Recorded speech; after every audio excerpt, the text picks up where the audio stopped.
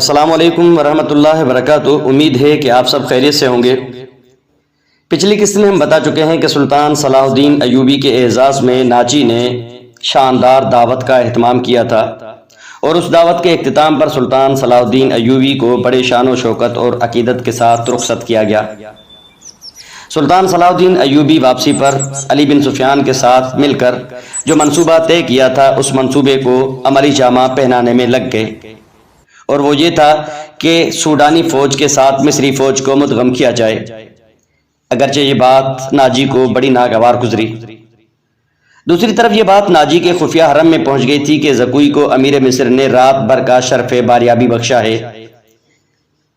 زکوئی کے خلاف حسد کی آگ پہلے ہی پھیلی ہوئی تھی، اسے آئے ابھی بہت تھوڑا عرصہ گزرا تھا، لیکن ناجی پہلے روز سے ہی اسے بہت پسند کرنے لگا تھا۔ اسے ذرا سی دیر کے لیے بھی اپنے اس حرم میں جانے نہ دیا تھا جہاں اس کی دل پسند ناچنے والی جوان لڑکیاں رہتی تھی۔ زکوئی کو اس نے ایک الگ کمرہ دے رکھا تھا۔ انہیں یہ تو معلوم نہ تھا کہ ناجی اسے صلاح الدین ایوبی کو موم کرنے کی ٹریننگ دے رہا ہے، اور وہ کسی بہت بڑے تخریبی منصوبے پر کام کر رہا ہے۔ یہ رقاصاں یہ دیکھ کر جل بھن گئی تھی کہ زکوئی نے ناجی پر قبضہ کر لیا ہے اور اس کے دل میں ان کے خلاف نفرت کی آگ پیدا کر دی ہے۔ حرم کی دو لڑکیاں زکوئی کو ٹھکانے لگانے کی سوچتی رہتی تھی۔ اب انہوں نے دیکھا کہ زکوئی کو امیر مصر نے بھی اتنا پسند کیا ہے کہ اسے رات بھر اپنے خیمے میں رکھا ہے، تو وہ پاگل سی ہو گئی۔ اسے ٹھکانے لگانے کا واحد طریقہ قتل تھا۔ قتل کے دو ہی طریقے ہو سکتے تھے، زہر یا کرائے کا قاتل جو اسے سوتے میں قتل کرائے۔ دونوں طریقے ممکن نظر نہ آتے تھے، کیونکہ زکوئی باہر نکلتی نہیں تھی اور زہر دینے کے لیے اس تک رسائی ناممکن تھی۔ ان دونوں نے حرم کی سب سے چالاک ملازمہ کو اعتماد میں لے رکھا تھا، اسے انعام و اکرام دے دیا کرتی تھی۔ جب حسد کی انتہا نے ان کی آنکھوں میں خون اتار دیا تو انہوں نے اس ملازمہ کو منہ مانگے انعام کا لالچ دے کر اپنا مدعا بیان کیا۔ یہ ملازمہ بڑی ماہر اور مجی ہوئی عورت تھی۔ اس نے کہا کہ سالار کی رہائش گاہ میں جا کر زکوئی کو زہر دینا ممکن نہیں، موقع محل دیکھ کر اسے خنجر سے قتل کیا جا سکتا ہے، اس کے لیے وقت چاہیے۔ اس نے وعدہ کیا کہ وہ زکوئی کی نقل و حرکت پر نظر رکھے گی، ہو سکتا ہے کہ موقع جلدی نکل آئے۔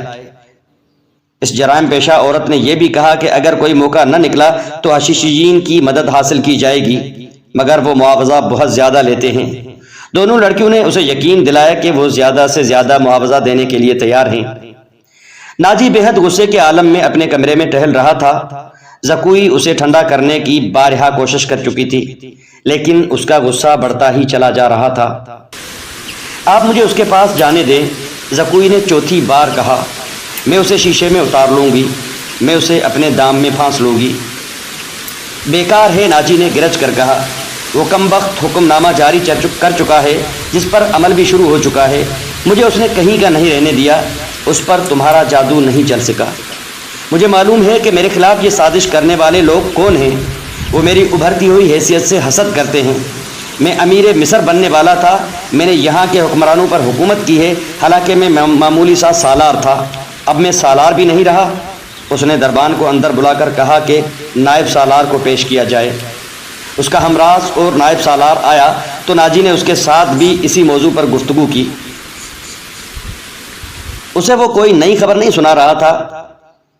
نائب سالار کے ساتھ وہ صلاح الدین ایوبی کے نئے حکم نامے پر تفصیلی تبادلہ خیال کر چکا تھا، مگر دونوں اس کے خلاف کارروائی کا سوچ بھی نہیں سکتے تھے۔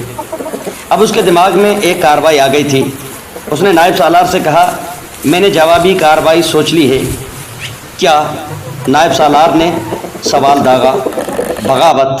ناجی نے کہا کہ میں بغاوت کرنا چاہتا ہوں، میں بغاوت کروں گا۔ نائب سالار چپ چاپ اسے تکتا رہا۔ ناجی نے کہا، تم حیران ہو گئے ہو؟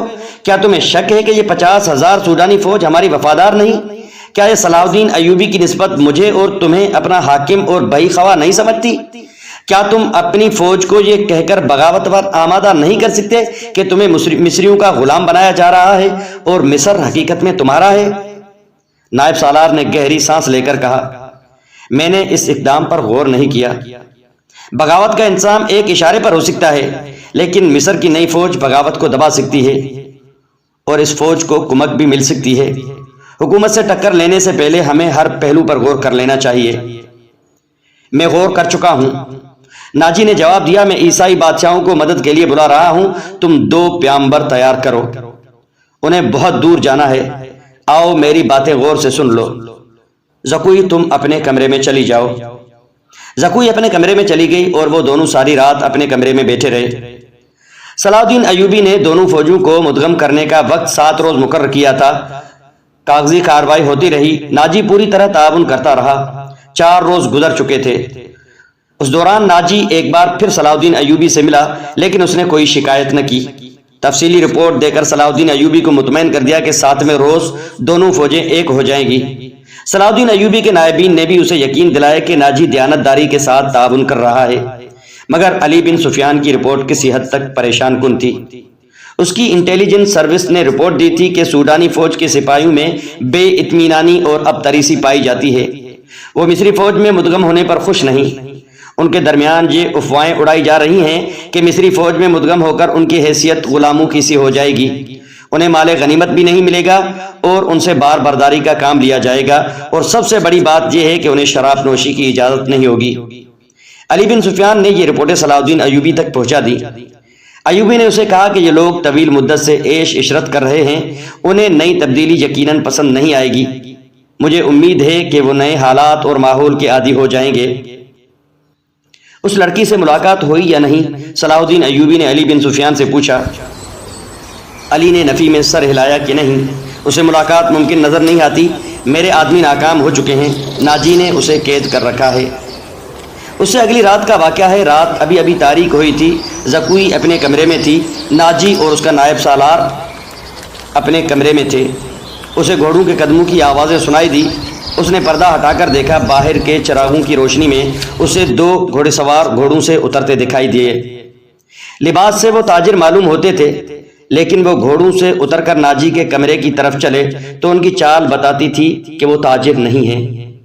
इतने में नायब सालार बाहर निकला।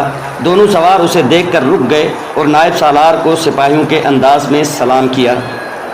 नायब सालार ने उनके गिर्द घूमकर उनका लिबास का जायज़ा लिया, फिर उन्हें कहा कि हथियार दिखाओ। दोनों ने फुर्ती से चुगे खोले और हथियार दिखाए। उनके पास छोटी तलवारें और एक खंजर था। नायब सालार उन्हें अंदर ले गया और दरबान एक तरफ खड़ा हो गया। ज़कुई गहरी सोच में खो गई। वो कमरे से निकली और नाजी के कमरे का रुख किया, मगर दरबान ने उसे दरवाजे पर रोक लिया और कहा कि उसे हुक्म मिला है कि किसी को अंदर न जाने दूं। ज़कुई को वहां ऐसी हैसियत हासिल हो गई थी कि वो कमांडरों पर भी हुक्म चलाने लगी थी। दरबान के रोकने से वो समझ गई कि कोई खास बात है। उसे याद आया कि 2 रातें पहले नाजी ने उसकी मौजूदगी में नायब सालार से कहा था कि मैं ईसाई बादशाहों को मदद के लिए बुला रहा हूँ, तुम 2 प्याम्बर तैयार करो, उन्हें बहुत दूर जाना है।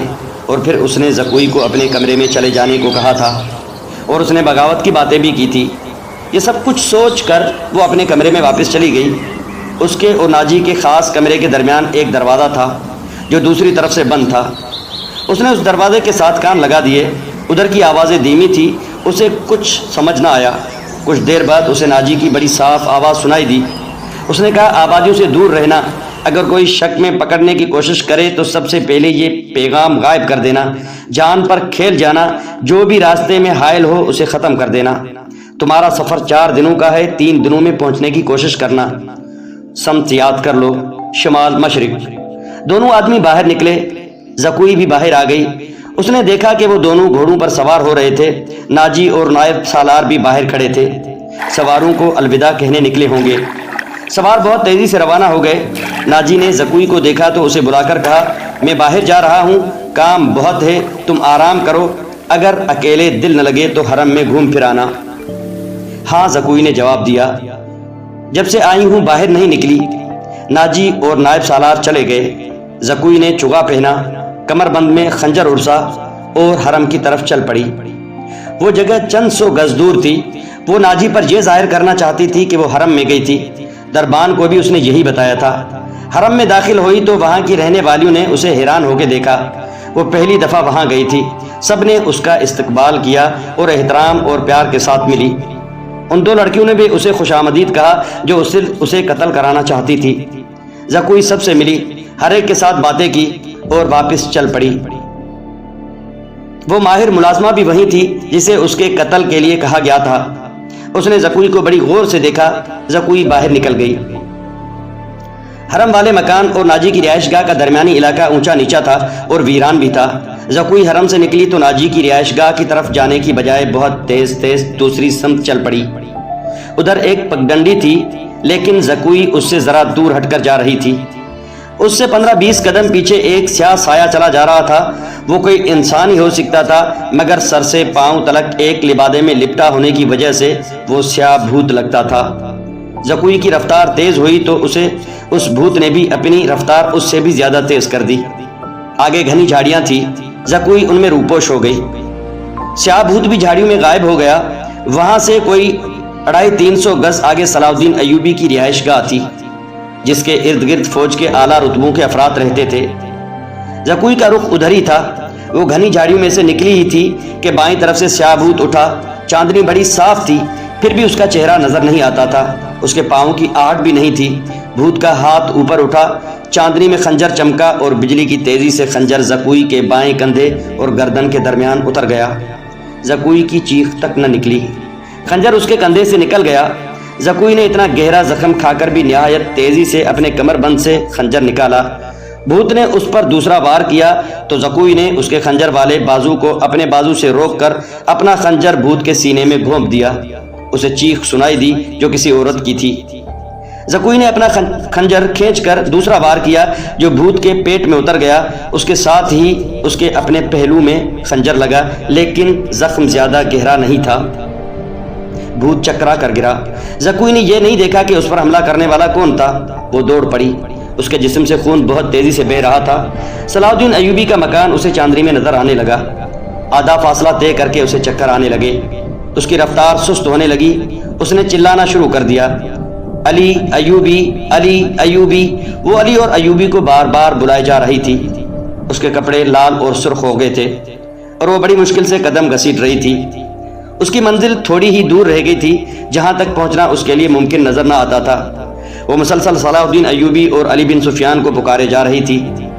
قریب کہیں ایک گشتی سنتری پھر رہا تھا، اسے اس کی آوازیں سنائی دی تو وہ دوڑ کر پہنچا۔ زکوی اس پر گر پڑی اور کہا، مجھے امیر مصر تک پہنچا دو، بہت جلدی بہت جلدی۔ سنتری نے اس کا خون دیکھا تو اسے پیٹھ پر لاد کر دوڑ پڑا۔ صلاح الدین ایوبی اپنے کمرے میں بیٹھا علی بن سفیان سے رپورٹ لے رہا تھا۔ اس کے 2 نائب بھی موجود تھے۔ یہ رپورٹیں کچھ اچھی نہیں تھی۔ علی بن سفیان نے بغاوت کے خدشے کا اظہار کیا تھا جس پر غور ہو رہا تھا۔ دربان گھبراہٹ کے عالم میں اندر آیا اور بتایا کہ ایک سپاہی ایک زخمی لڑکی کو اٹھائے باہر کھڑا ہے، کہتا ہے یہ لڑکی امیر مصر سے ملنا چاہتی ہے۔ یہ سنتے ہی علی بن سفیان کمان سے نکلے ہوئے تیر کی طرح کمرے سے نکل گیا۔ اس کے پیچھے صلاح الدین ایوبی دوڑا۔ اتنے میں لڑکی کو اندر لے آئے۔ صلاح الدین ایوبی نے کہا، طبیب اور جراح کو فوراً بلاؤ۔ لڑکی کو صلاح الدین ایوبی نے اپنے پلنگ پر لٹا دیا۔ ذرا سی دیر میں پلنگ پوش خون سے لال ہونے لگا۔ کسی کو نہ بلاؤ، لڑکی نے نحیف اور کمزور آواز میں کہا، میں اپنا فرض ادا کر چکی ہوں۔ تمہیں زخمی کس نے کیا ہے زکوی؟ علی بن سفیان نے پوچھا۔ پہلے ضروری باتیں سن لو، زکوی نے کہا۔ شمال مشرق کی طرف سوار دوڑا دو۔ 2 سوار جاتے نظر آئیں گے۔ دونوں کے چگے بادامی رنگ کے ہیں، ایک کا گھوڑا بادامی اور دوسرے کا سیاہ ہے۔ وہ تاجر لگتے ہیں۔ ان کے پاس سالار ناجی کا تحریری پیغام ہے جو عیسائی بادشاہ فرینک کو بھیجا گیا ہے۔ ناجی کی یہ سوڈانی فوج بغاوت کرے گی۔ مجھے اور کچھ بھی معلوم نہیں، تمہاری سلطنت سخت خطرے میں ہے۔ ان 2 سواروں کو راستے میں پکڑ لو، تفصیل ان کے پاس ہے۔ بولتے بولتے زکوی کو غشی آنے لگی۔ 2 طبیب آ گئے۔ انہوں نے زکوی کا خون بند کرنے کی کوششیں شروع کر دی۔ اس کے منہ میں دوائیاں ڈالی جن کے اثر سے وہ بولنے کے قابل ہو گئی۔ وہ ضروری پیغام دے چکی تھی۔ اس کے بعد اس نے دوسری ساری باتیں سنائیں، مثلا ناجی نے اور نائب سالار کے ساتھ کیا کیا باتیں ہوئی، اسے کس طرح اپنے کمرے میں بھیج دیا گیا تھا، ناجی کا غصہ اور بھاگ دوڑ، 2 سواروں کا آنا وغیرہ وغیرہ۔ پھر اس نے بتایا کہ اسے کچھ علم نہیں کہ اس پر حملہ کرنے والا کون تھا۔ وہ موقع مناسب دیکھ کر ادھر ہی رپورٹ دینے کے لیے آ رہی تھی کہ پیچھے سے کسی نے اسے خنجر گھونپ دیا۔ اس نے اپنا خنجر نکال کر حملہ آور پر حملہ کیا۔ حملہ آور کی چیخ بتاتی تھی کہ وہ کوئی عورت تھی۔ اس نے حملے کی جگہ بتائی۔ اسی وقت اس جگہ آدمی دوڑا دیے۔ زکوی نے کہا تھا کہ وہ زندہ نہیں ہو سکتی۔ اس کے خنجر اس کے سینے اور پیٹ میں لگے تھے۔ خون رک نہیں رہا تھا۔ زیادہ تر خون تو پہلے ہی بہہ گیا تھا۔ زکوی نے صلاح الدین ایوبی کا ہاتھ پکڑا اور چوم کر کہا، اللہ آپ کو اور آپ کی سلطنت کو سلامت رکھے، آپ شکست نہیں کھا سکتے۔ مجھ سے زیادہ کوئی نہیں بتا سکتا کہ صلاح الدین ایوبی کا ایمان کتنا پختہ ہے۔ پھر اس نے علی بن سفیان سے کہا، میں نے کوتاہی تو نہیں کی، آپ نے جو فرض مجھے سونپا تھا میں نے پورا کر دیا ہے، تم نے اس سے بھی زیادہ پورا کیا ہے۔ علی بن سفیان نے اسے کہا، میرے تو وہم گمان میں بھی نہ تھا کہ ناجی اس حد تک خطرناک کارروائی کرے گا اور تمہیں اپنی جان دینی پڑے گی۔ میں نے تمہیں صرف مخبری کے لیے وہاں بھیجا تھا، کاش میں مسلمان ہوتی۔ زکوی نے کہا، اس کے آنسو نکل گئے۔ اس نے کہا، میرے اس کام کا جو بھی معاوضہ دینا ہے وہ میرے اندھے باپ اور سدا بیمار ماں کو دے دینا، ان کی معذوری نے مجھے 12 سال کی عمر میں رقاصہ بنا دیا تھا۔ زکوی کا سر ایک طرف ڈھلک گیا، آنکھیں آدھی کھلی رہ گئیں اور ہونٹ اس طرح نیم واہ جیسے مسکرا رہی ہو۔ طبیب نے نبض پر ہاتھ رکھا اور صلاح الدین ایوبی کی طرف دیکھ کر سر کو ہلایا۔ زکوی کی روح اس کے زخمی جسم سے آزاد ہو گئی تھی۔ صلاح الدین ایوبی نے کہا، یہ کسی بھی مذہب کی تھی، اسے پورے اعزاز کے ساتھ دفن کرو، اس نے اسلام کے لیے جان قربان کی ہے، یہ ہمیں دھوکہ بھی دے سکتی تھی۔ دربان نے بتایا کہ باہر ایک عورت کی لاش آئی ہے، جا کر دیکھا وہ ایک ادھیڑ عمر عورت کی لاش تھی، جائے وقوع سے 2 خنجر ملے تھے۔ اس عورت کو کوئی نہیں پہچانتا تھا، یہ ناجی کے حرم کی ملازمہ تھی جس نے انعام کی لالچ میں زکوی پر قاتلانہ حملہ کیا تھا۔ رات کو ہی زکوی کو فوجی اعزاز کے ساتھ دفن کر دیا گیا اور ملازمہ کی لاش کو گڑھا کھود کر دفنا دیا گیا۔ دونوں کو خفیہ طریقے سے دفنایا گیا تھا۔ انہیں جب دفنایا جا رہا تھا، صلاح الدین ایوبی نے نہایت اعلیٰ نسل کے 8 جوان گھوڑے منگوائے اور 8 سوار منتخب کر کے انہیں علی بن سفیان کی کمان میں ناجی کے ان آدمیوں کے پیچھے دوڑا دیا جو ناجی کا پیغام لے کر جا رہے تھے۔ زکوی کون تھی؟ منتظر رہیے گا، انشاءاللہ العزیز اگلی قسط میں بیان کیا جائے گا۔ السلام علیکم ورحمۃ اللہ۔